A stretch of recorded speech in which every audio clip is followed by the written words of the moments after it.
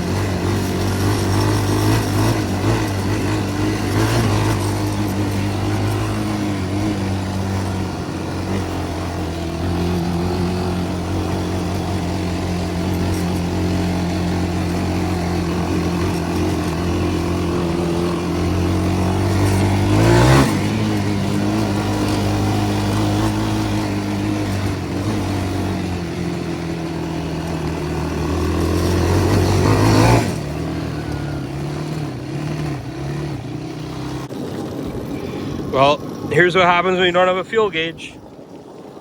Good thing we got the electric bike. Oh.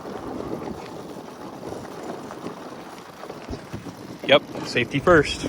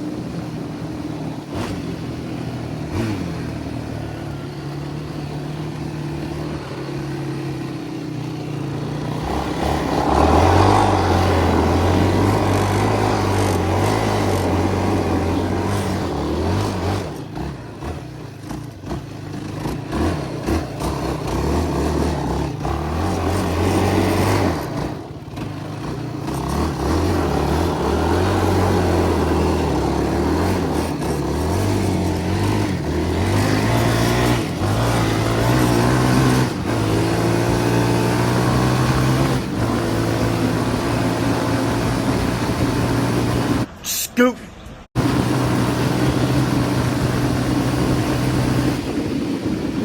In fourth gear, before my red line, I hit 130 miles. Alright, well, thanks for tuning in.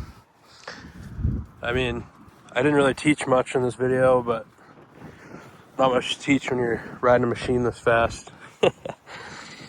That was fun. Go for a little ride on this thing.